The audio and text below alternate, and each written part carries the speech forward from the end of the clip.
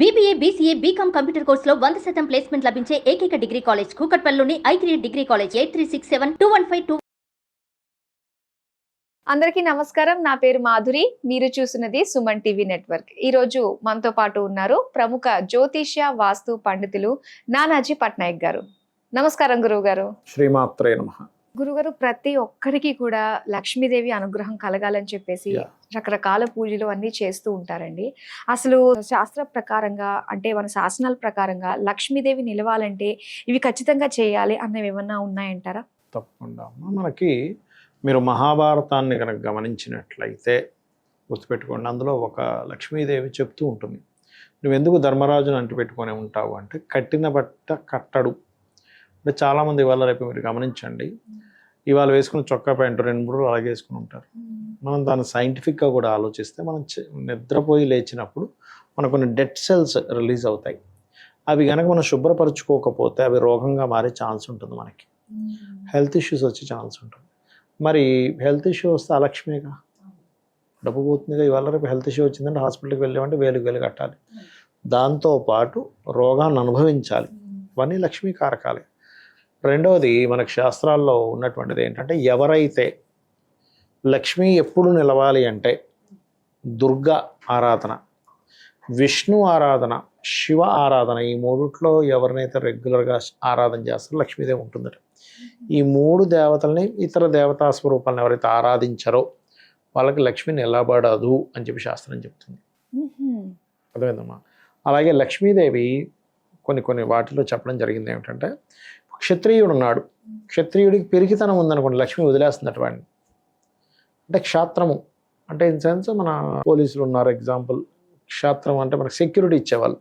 Security ఇచ్చేటువంటి, ఇప్పుడు అందుకే చూడండి మహాభారతంలో కూడా మనకి భగవద్గీతలో శ్రీకృష్ణ పరమాత్మ అర్జునుడు అంటాడు చూసి, ఒకసారి ఆ రథాన్ని తీసుకెళ్ళి మధ్యలో నిలపమని చెప్పని అందరినీ చూసి, గురువులని, తండ్రులని, మేనమామలని, అన్నదమ్ములని అందరినీ చూసి హృదయము ద్రవించి, నకాంక్షే విజయం కృష్ణ, నాకు విజయం వద్దు, రాజ్యము వద్దు అని, నేను కావాలంటే బిచ్చమెత్తుకొని బతుకుతాను, నేను ఏ యుద్ధం చేయకుండా వాళ్ళని బాణాలు వేస్తే చచ్చిపోతే వీరస్వర్గం చెందుతారు, ఇట్లాంటి పిచ్చి పిచ్చి మాట్లాడతాడు. అంటే వీళ్ళందరినీ చంపేస్తే వీళ్ళ భార్యలు సంకరం అవుతుంది, అది ఇది అసలు మనం అవన్నీ వింటే భగవద్గీతలో మొదటి అధ్యాయంలో వింటే కనుక నిజమే కదా అనిపిస్తుంది మనకి. అరే కరెక్టే కదా, ఎంత మంచివాడు అర్జునుడు, నిజంగా ఎంత మంచి మాటలు చెప్తున్నాడు, అవసరమా ఆ రాజ్యం కోసం కొట్టుకోవడం అవసరమా అనిపిస్తుంది. కానీ క్షాత్ర ధర్మం అది కాదు. క్షత్రియుడు అంటేనే పోరాడాలి. ఇప్పుడు మన బార్డర్లో ఆర్మీ ఉందమ్మా, ఆర్మీ వ్యక్తి వచ్చి ఏమండి మనం బార్డర్ దగ్గర వాళ్ళని చంపడం ఏమిటి, వాళ్ళ ఫ్యామిలీ ఏమైపోతుందో, అవసరం అది ఇదంటే మనం ఏమంటారే, నిన్ను పెట్టిందే సెక్యూరిటీ కోసంరా అవునే కాదు. అదే బార్డర్లో ఉన్నటువంటి ఆ యొక్క ఆర్మీలో ఉన్న ఆ సైనికుడు కనుక ఒక 10 మందిని వేసేసాడంటే ధైర్యంగా ఒక్కడే ఉండగంటే మనం అప్రిషియేట్ చేస్తాం. అంటే ఏంటి, వాళ్ళ ధర్మాన్ని వాళ్ళు నిర్వహించకపోతే లక్ష్మి ఉండదు. ఒక వైశ్యుడు ధర్మబద్ధంగా గనక వ్యాపారం చేయకపోతే లక్ష్మి అతని దగ్గర ఉండదట. అర్థమైందమ్మా?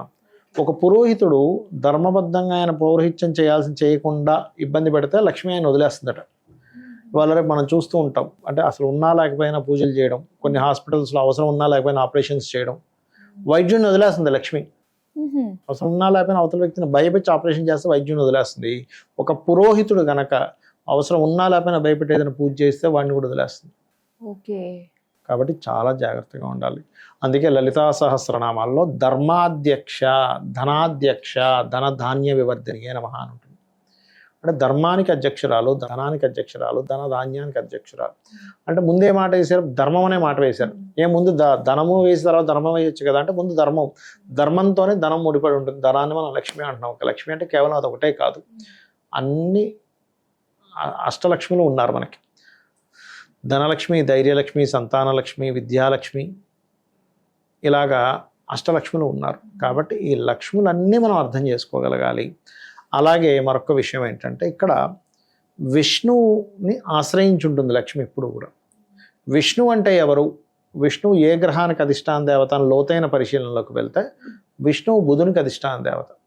బుధగ్రహం యొక్క ఇబ్బందులు వస్తున్నాయంటే విష్ణు ఆరాధన చేసుకుని బుధగ్రహం యొక్క అనుగ్రహం కలుగుతుంది. గుర్తుపెట్టుకుని, ఎందుకంటే బుద్ధికి కారకుడు, స్పాంటేనియస్ కారకుడు.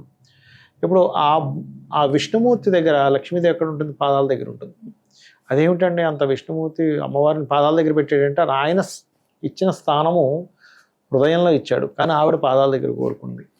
ఆయన మాత్రం హృదయంలోనే వక్షస్థలం అంటాం మనం. ఆవిడ ఏంటంటే ఎందుకు అంటే ఎప్పుడూ కూడా మనం స్పాంటేనియస్నెస్ ప్రజెంట్ టెన్స్లో ఉంటేనే లక్ష్మీ మన దగ్గర ఉంటుంది. గుర్తుపెట్టుకోండి. ఇప్పుడు మనం ఏ పని చేస్తున్నామో ఆ పనిలో నువ్వు గనక దక్షత కలిగి ఉండి ఆ పనిలో నువ్వు కంప్లీట్ కాన్సన్ట్రేషన్ చేసి ఉంటే అదే లక్ష్మి. అంతేగాని ఇక్కడ ఈ పని చేస్తే ఇంకోటి ఏదో ఆలోచిస్తుంటే, ఎగ్జామ్ హాల్లో కూర్చున్నాం, ఎగ్జామ్ రాయాలి కానీ ఆ 2.5 గంటలు ఇంకోటి ఏదో ఆలోచిస్తే ఆ ఎగ్జామ్ సమయాన్ని నువ్వు కోల్పోయావు, తద్వారా నువ్వు ఫెయిల్ అవుతున్నావు.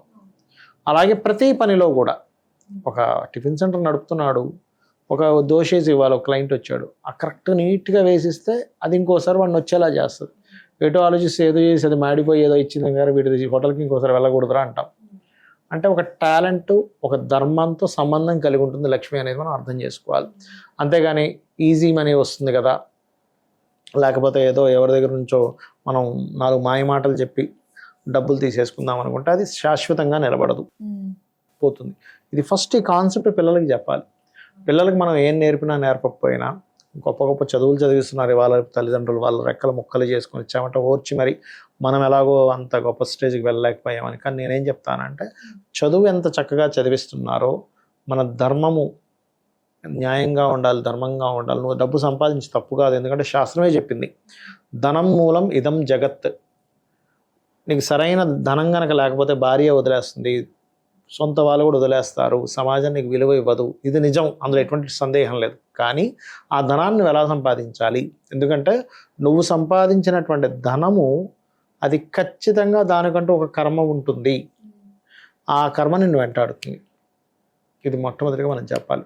కోట్లు సంపాదించమని చెప్పింది శాస్త్రం. నువ్వేమి ఇంట్లో కూర్చొని దద్దమ్మలా కూర్చో అడుక్కు తిను భిక్షాటం చేయని ఎక్కడ చెప్పలే. భిక్షాటం చేసే వృత్తిలో ఉండే వ్యక్తి భిక్షాటం చేస్తాడు, అది వేరు. కానీ నిన్ను మాత్రం ధర్మబద్ధంగా కోట్లు సంపాదించమని చెప్పింది. ఒక గృహస్థు దగ్గర సంవత్సరానికి సరిపోయే అంత ధనం ఉండాలట. ఇవాళ రేపు అందరికీ టెన్షన్స్ ఇవి రావడానికి కారణం ఏమిటి? ఏ రోజుకి ఆ రోజే సరిపోవట్లే. అంటే ఇన్స్టాల్మెంట్స్ కట్టుకోవడానికి, క్రెడిట్ కార్డ్స్ బిల్స్ కట్టడానికి అంతే తెచ్చుకుంటున్నాడు. ఆ నెల సరిపోయి అని తెచ్చుకుంటున్నాడు. 1-2 రోజులు లేట్ అయింది అనుకోండి, అకౌంట్లో పడడం, అతని యొక్క శాలరీ టెన్షన్ వచ్చేస్తుంది. పొరపాటున జాబ్ పోయింది అనుకోండి, ఇంక అడగొద్దు. దానివల్లే మనిషి రకరకాల అలవాట్లు, రకరకాల రాంగ్ రూట్లోకి వెళ్ళడం. సరే ఈ 2 నెలలు నాకు జాబ్ రాదు, ఏం చేద్దాము, ఏదో యాప్ కనిపిస్తుంది, పేకాట, అందంగా ఒక ఇది యాడ్ క్రియేట్ చేస్తాడు, వేయండి డబ్బులు వేయండి వెంటనే పొందండి అనుకోవాలి. మనం నిజం అనుకుంటారు అమాయకుడు అనుకుని అందులోకి వెళ్తాడు. అందులో 10-20 వేలతో పట్టుకొని వెళ్తాడు. ఫస్ట్ ఒకసారి వచ్చినట్టు కనబడుతుంది, రెండోసారి పరిస్థితి ఏమిటి, మూడోసారి పరిస్థితి ఏమిటి, పెడుతూనే ఉంటాడు. ఎందుకంటే అందులోంచి మళ్ళీ రాబట్టుకోవాలని ఇంకో దగ్గర అప్పు చేస్తాడు. ఈ అప్పులు తట్టుకోలేక జీవితాన్ని ముందుకు సాగించలేక చనిపోతాడు, ఆత్మహత్యలు చేసుకుంటారు. ఏమిటి అంటే నువ్వు చిన్నప్పటి నుంచి పిల్లలకు నేర్పలే. నువ్వు సంపాదించే ధనం ఎలా వస్తుంది, ప్యాకెట్లో వస్తుందా, బెట్టింగ్స్లో వస్తుందా, ఎట్లా వస్తుంది, నువ్వు కష్టపడి సంపాదిస్తున్నావా, ధర్మంగా సంపాదిస్తున్నావా, ఇది తెలియకపోవడమే, ఇది చెప్పకపోవడమే. కానీ ఇప్పుడు అందరూ ఎలా అనుకుంటారంటే ధర్మంగా ఉంటే మనకి ఏమీ రావట్లేదు, చూడు వాళ్ళు చూడు ఏది పడతాడు చేస్తున్నారు, వాళ్ళకి డబ్బులు చూడు ఎంతలా ఉన్నాయో, వాళ్ళ దగ్గర లక్ష్మీదేవి ఉంది, అనుగ్రహం ఉంది వాళ్ళకి అని. అంటే ధర్మంగా ఉంటే లక్ష్మీదేవి రాదు, అధర్మంగానే లక్ష్మీదేవిని రప్పించుకోవాలి. నేను ఒక విషయం అడుగుతానమ్మా, అధర్మంగానే నేను సంపాదిస్తానని మనసులో అనుకునే వ్యక్తి ఎవడైనా బయటికి చెప్పగలడు నేను అధర్మంగా సంపాదిస్తానని? ఎవ్వరు చెప్పలేరు. ఆఖరికి లంచాలు తీసుకుంటారు కొంతమంది, అందరూ తీసుకుంటారు నేను, కొంతమంది లంచాలు తీసుకునే వాళ్ళు కూడా ఏం చెప్తారంటే వాళ్ళకి రకరకాల ధర్మబద్ధమైనటువంటి రూట్లను క్రియేట్ చేసుకొని, అంటే అలాగా ఉదాహరణకి ఒక వ్యక్తి ఎవరో లంచం తీసుకుంటున్నారు, ఆ ఫ్యామిలీలకి కొన్ని బిజినెస్లు ఉన్నట్టుగా క్రియేట్ చేసి ఆ డబ్బులంతా వాటి ద్వారా మళ్ళించేసి ఇక మేము ధర్మంగా సంపాదించామని చూపిస్తారు. మరి నువ్వు ఆ సిద్ధాంతాన్ని నమ్మేటప్పుడు నువ్వు బయటకి ఎందుకు చెప్పవు నేను అధర్మంగానే సంపాదిస్తానని? నీకు తెలుసు, నీకు చాలా స్పష్టంగా తెలుసు, కానీ ఎక్కడో ఒక ఆశ నిన్ను ఆ వైపు తీసుకెళ్తుంది. అధర్మంగా అయినా సరే పర్లేదు సంపాదించేసేయాలి.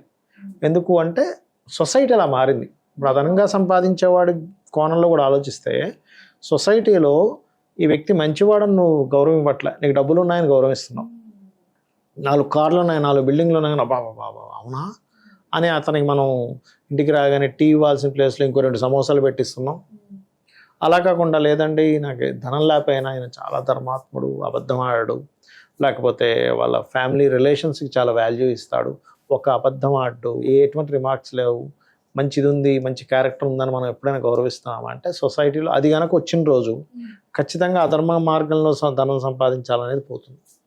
అయితే ఇక్కడ రెమెడీస్ అనేవి కూడా ఉంటాయి. మనకి ఎవరికైనా ధనభావం పాడైతే ధనం సంపాదించడం కష్టం అవుతుంది. ఎందుకంటే పూర్వజన్మలో ధనానికి సరైన విలువ ఇవ్వలేదు. ధన సంబంధించిన విషయంలో కొన్ని తప్పిదాలు చేసేందుకు ఈ జన్మలో ధనం ఇబ్బంది వస్తూ ఉంటుంది. దీనికి శాస్త్రంలో ఓం సంపత్కరీ సమారూఢ సింధుర వ్రజసేవితాయే నమః లేదా ఓం ధర్మాధ్యక్ష ధనాధ్యక్ష ధనధాన్య వివర్ధినియే నమః చేసుకుంటే ఖచ్చితంగా బాగుంటుంది. ఓకే, మనం ఈ మంత్రాలు జపిస్తూ ఉన్నట్లయితే మంచి మార్గంలో వెళ్తూ నీ మటుకు నీ పని నువ్వు చేసుకుంటూ భగవంతుని నమ్ముకుంటూ వెళ్తున్నట్లయితే ఖచ్చితంగా ఫలితం ఉంటుంది, అందులో ఎటువంటి సందేహం లేదు. కానీ ఇప్పుడు ఎవరైనా అధర్మంగా సంపాదించినా కూడా అది శాశ్వతంగా అయితే నిలవదు, 100% నిలవదు, అందులో ఎటువంటి సందేహం లేదు. అది ఏదో రూపంలో పోతుందమ్మా. నేను మీకు విషయం ఉదాహరణ చెప్తే, ఇప్పుడు టాపిక్ వచ్చింది కాబట్టి, ఒక వ్యక్తికి ఒకే కూతురు విపరీతంగా సంపాదించేశాడు, పిచ్చి పిచ్చిగా అధర్మ మార్గంలో కొన్ని కోట్లు సంపాదించేశాడు. అని ఏమనుకున్నాడంటే ఇంకేంటి అసలు నాకు తిరుగులేదు, మొత్తం బయట చూస్తే వైట్ లాగా కనిపిస్తుంది, పెళ్లి చేశాడు. వచ్చిన అల్లుడు దానికి కేవలం కొన్ని 100 కోట్ల రూపాయలు, కేవలం అవన్నీ పోవడానికి 5 సంవత్సరాలు పట్టలేదు. వచ్చిన అల్లుడి చేతిలో ఏం మిగిలింది ఒకసారి ఆలోచించండి. ఏదో రూపంలో. ఇంకో కేసులో అయితే ఇతను ఇంత సంపాదించాడు, 2 అబ్బాయిలు, ఇంత సంపాదించిన తర్వాత వాళ్ళిద్దరూ పిల్లలు బిజినెస్లు పెట్టి మొత్తం రోడ్డు మీద తీసుకొచ్చేసారు. మనం అనుకుంటాం ఆ క్షణంలో ఇంకేముంది. అయితే ఇవాళ రేపు ఎలా ఉందంటే ధర్మంగా ఉంటే రోజులు లేవు, అధర్మంగా ఉంటేనే బతుకుతాం. ఇవన్నీ ఏంటంటే ఆ క్షణంలో మనకు ఉండేటువంటి కష్టం వల్ల కలిగేటువంటి ఒక ఆలోచన మాత్రమే, కానీ సత్యం కాదు. సత్యం వేరు, నీ కష్టం వల్ల కలిగిన బలహీన క్షణాల్లో జరిగిన నీ ఆలోచన వేరు. బలహీన క్షణాల్లో కొన్ని ఆలోచనలు వస్తాయి, అవి సత్యాలు అవ్వవు. కానీ బలహీన క్షణాల్లో కూడా నువ్వు బలంగా నిలబడ్డమే సత్యం. ఇప్పుడు ఈ మాటలు ఏంటంటే ఒక కౌన్సిలింగ్ లానే అనిపిస్తుంది చాలా మందికి, వినే వాళ్ళకి నిజమే కదా అని చెప్పేసి. చాలా మంచి మాటలు మాకు తెలియజేసినందుకు ధన్యవాదాలు. శ్రీమాత్రే నమః.